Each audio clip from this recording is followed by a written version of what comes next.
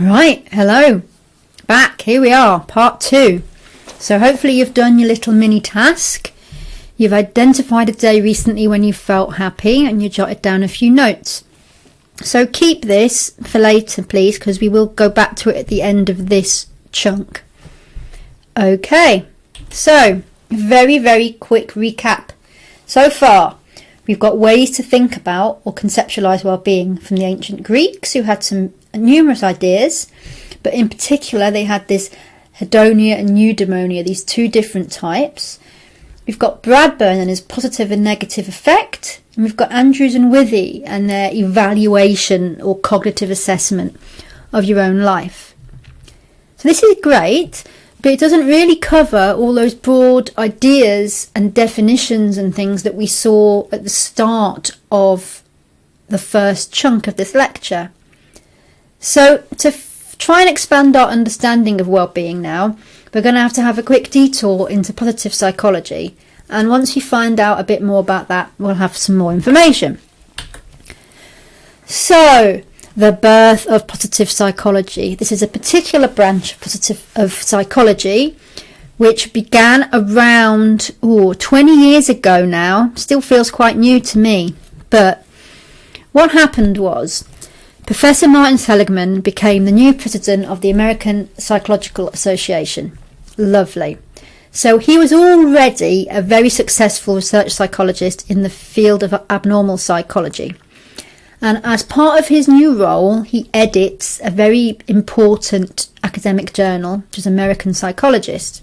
And this was at the beginning of the year 2000. And in that, it was his job to kind of set out a new focus, a new kind of suggest where psychology can go for the next few years. And what he kind of decided was that there should be a focus on the scientific study of optimal human functioning. Now, if you look here on the slide also, there are some other handy definitions, that positive psychology is the science of positive subjective experience, positive traits, positive institutions, it's all about positive things. And that positive psychology is the scientific study of what enables individuals and communities to thrive or flourish. So, part of positive psychology are things like happiness and well-being. That's positive subjective experience, and it's part of what helps individuals thrive and flourish.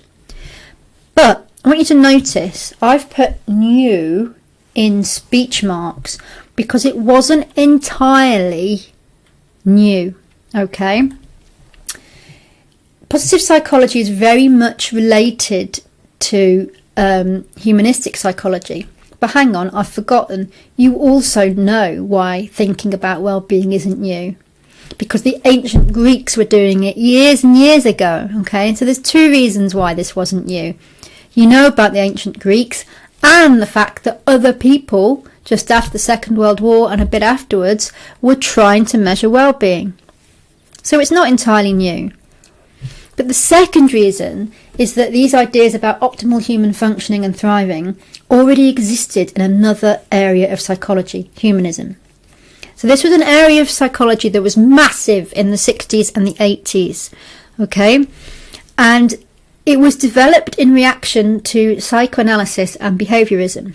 Now, these movements used approaches that kind of minimised personal action. Let's start again. These are movements, psychoanalysis and behaviourism, that minimised personal action and choice. For example, psychoanalysis kind of suggests that people's behaviours are unconscious. And behaviourism relies on the idea that the brain is like a computer. In other words, a lot of things are kind of automatic and out of our control. In other words, both of these approaches were seen by some psychologists as making us less responsible for our own actions. So, humanism was a response to that. It was about self-direction, self-motivation and values. And it was the study of the whole person. It wasn't separating just out the brain or just like the ego. It was the whole person. And basically what they said was things that individuals are not solely the product of their environment. that individuals are internally directed and that they can fulfill a full potential, and that their behaviour, or ideally your behaviour, should be determined by what values you have and what is meaningful to you. There is very much a focus on positive attributes and personal choice, and people growing and life being a process, and an appreciation of kind of authenticity and continual growth and change. But there were some limitations of humanism. It very much lacked an empirical basis. In other words, there's very little research that kind of properly held up their ideas. It completely ignored things like biology or psychobiology. It was very, very focused on Western culture and ignored other cultures, but then also inspired some very questionable self-help movements. And its preoccupation with kind of the self, and you're in control and you're in charge and you must help yourself and improve yourself, very much ignores issues of society that may have an impact on somebody. Yeah, it's a focus on the individual at the expense of the environment. But nevertheless, what Seligman was trying to do was start from humanism and try to build on it to address these issues. In other words, try and bring some science and research into some of these lovely positive ideas. And the reason that Seligman wanted to do this was because he felt that psychology was very much dominated by what could be called negative mental health. Okay, now he's not necessarily saying that mental health is negative or should be ignored, but what he's saying is that if you look here at this slide, if you look for research on anxiety or depression, the number of research results is so much higher than if you look for happiness or well-being. Okay, and this was me searching relatively recently. When Seligman did this himself in the late 90s, the difference was absolutely huge. You know, there was hardly any published research on happiness and well-being. So what he's saying is that this kind of domination of maybe psychiatric research and mental health research is maybe coming at the expense of other ideas. I'm going to try and explain this a bit further.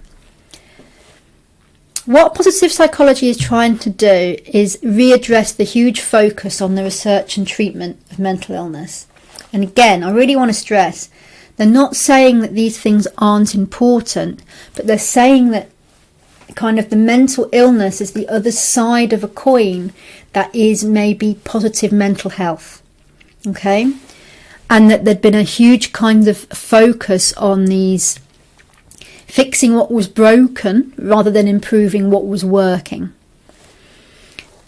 Also, he was trying to reappraise or readdress the issues with humanistic psychology. So things about the positive side of human nature and people reaching their full potential. These were useful, but had little empirical evidence to support them. The other thing was, it was very much a response to the socio-economic situation. Okay, let me be clear. What I mean is, this is happening, as I said, in about the year 2000. Okay, this is pre the economic downturn in 2007. So actually, in the year 2000, the world was relatively successful in terms of GDP, but particularly America. America was hugely wealthy at the time, but perhaps not showing the kind of increase in happiness and well-being that people might expect if a country is so much more affluent. So, positive psychology looks at the scientific study of optimal human functioning.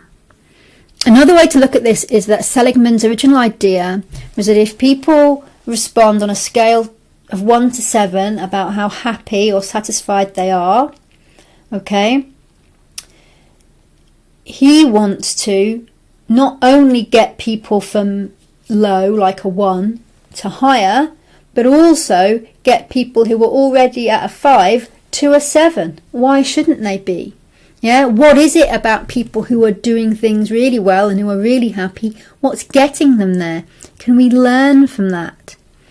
So, the idea was to kind of really examine empirically through scientific methods what makes people happy or satisfied at the most basic level, what makes people thrive and flourish, either as individuals or communities. Okay? And to do that, they had to empirically investigate things like well-being, had to define it and measure it, and then introduce loads of other concepts that you're going to cover over this semester in this module, like flow, like strengths, personality strengths, creativity, wisdom, resilience, the idea of post-traumatic growth, which is the opposite of post-traumatic stress. So, one aim of positive psychology is to understand well-being, to see what leads to better well-being for individuals and for, larger communities and nations and the world.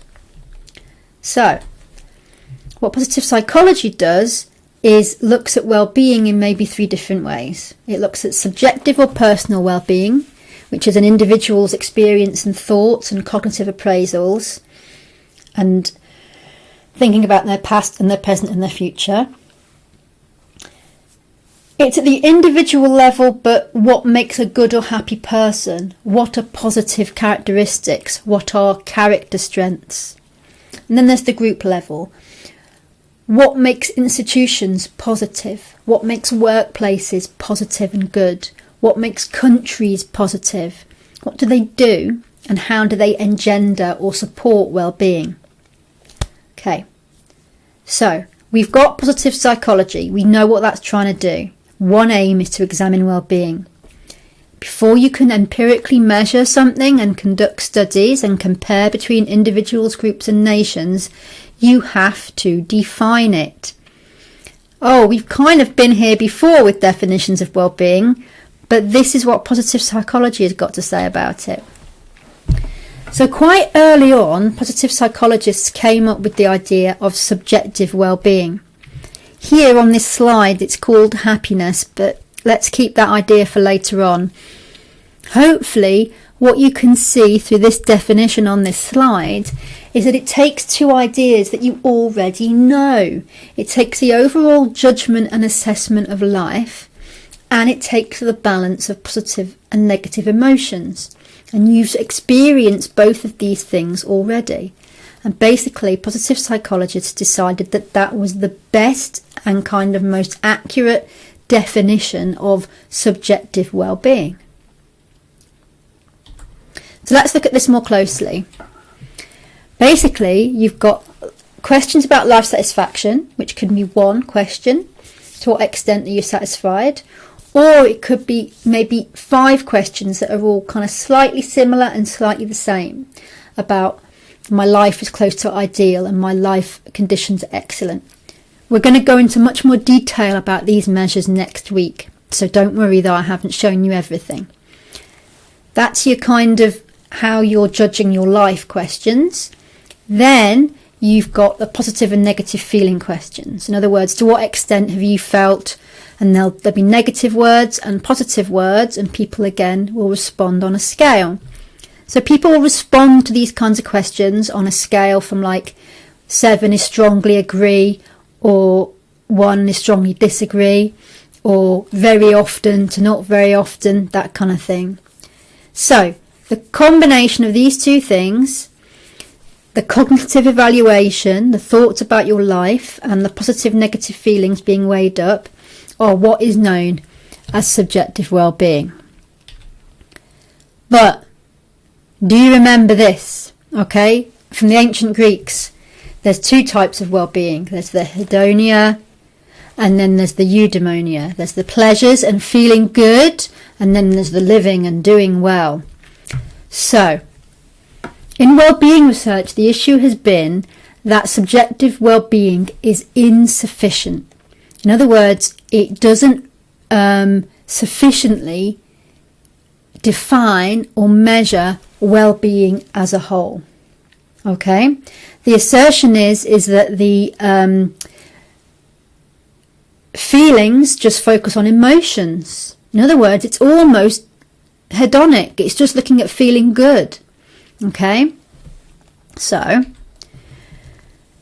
really what some psychologists are arguing is that subjective well-being doesn't reflect well-being as a whole. It doesn't address the hedonic and the eudaimonic bits that the ancient Greeks raised. And they said that this was a problem. They said that basically it meant that this concept of subjective well-being is incomplete. It doesn't include anything eudaimonic. It's just hedonic. So, positive psychologists and other researchers went off, did some work and designed some alternatives. They designed some conceptualizations of well-being that either include some eudaimonic aspects or are entirely eudaimonic. And I'm going to go through some of these in some more detail. One of the first ones was psychological well-being from Riff. This defines happiness or well-being, or rather it defines well-being in this particular way. It says that there are 6 aspects. There is autonomy, positive relations with others, self-acceptance, personal growth, purpose in life, and environmental mastery. What I suggest you do is you put me on pause and kind of have a good read of this slide to see exactly what these concepts mean, because I'm going to ask you about them at the end of this chunk of lecture. But remember that Riff deliberately created this to address the focus of subjective well-being on hedonic things, on feelings. But if you look carefully, there are still things here that relate to positive feelings. There's being happy with myself. There's enjoying making plans for the future. There's feeling confident. In other words, these are all the positive feelings that she was saying didn't sufficiently reflect well-being. But it is trying to situate those feelings in a more meaningful space. In other words, it's not just taking those feelings out separately and feeling them for their own sake. It's trying to situate those feelings in a kind of deeper, meaningful life. Here's another example which I quite like. This isn't necessarily a definition of well-being, but what it says is that to have high well-being and to feel happy and positive and to feel authentic, you need to have these 3 universal needs met. That is autonomy, competence and relatedness. In other words, you have to feel in control of your life, you have to feel that you're confident in your skills and you're capable, and you have to have some close and secure human connections. If you've got all those 3, you've got well-being. Here's Seligman again. Now, he decided to basically invent his own type of well-being. And you can see he had no qualms and no concerns about including positive feelings in his concept. Okay, so they're right in there. You should have positive emotions. And then these are the 4 things. Accomplishment, which is about having pursuable goals or a purpose in life. Meaning, it's about making sense of your life, having a fulfilling life and a worthwhile life. Or having aims and goals and direction. And then relationships, just having positive relationships. And being engaged, being interested in the world, being interested in what you're doing. So you can see kind of that there's quite a lot of overlap with Riff's psychological well-being, really. And maybe some of these things have come up when you've thought about your well-being. Here's another one. This is flourishing. What's interesting about this is that if you pay attention, you will notice that in the middle, so there's 3 rows of this grid. In the middle, that is Riff's psychological well-being. You've seen that before. And what they've added on to make this flourishing is this social functioning at the bottom. So these are things about being social well-being. But then at the top, there's positive affect again, and there's being satisfied with your life. So this idea of flourishing is kind of a combination of two concepts we've had before, plus this idea of being social or having a meaningful social life and having positive relations, which are kind of already part of other sections of this concept. And we've also got another alternative idea for flourishing. So this has just got these different features in it, but you might also notice that some of these features are looking very familiar. There's positive emotions and positive relationships and meaning and engagement. So you're probably noticing that the same kind of aspects or facets of these concepts are cropping up across different ones.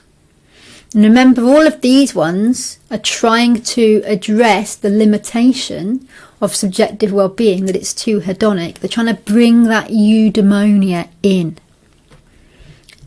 The reason I remind you of that is because Waterman felt that eudaimonia, in terms of how the ancient Greeks defined it, was actually about acting as your true or authentic self. So if you look at these questions that Waterman designed, you will see that they are very, very much about living your true self life and being your best self and all that kind of stuff. So you might also see that some of these questions are similar to some of the things that we've seen before, but some of them are quite different. But some of them do kind of address things like, for example, I find I get intensely involved in many of the things I do each day.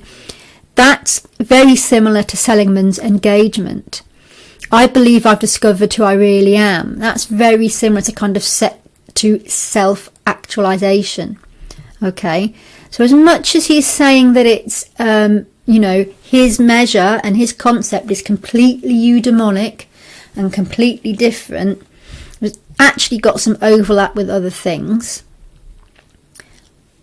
Okay, so there we go.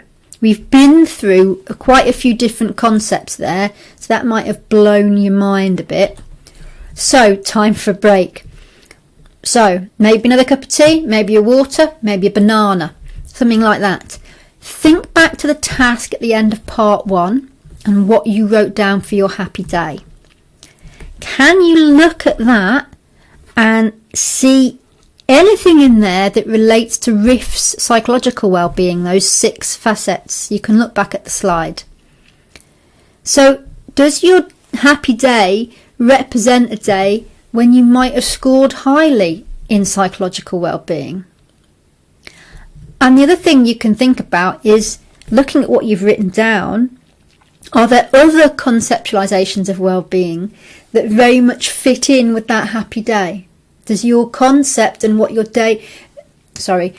day and any of the other concepts seem to fit together nicely and really kind of explain why you had such a good happy day?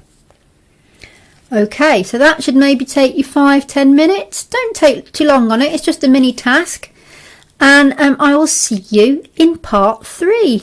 Bye.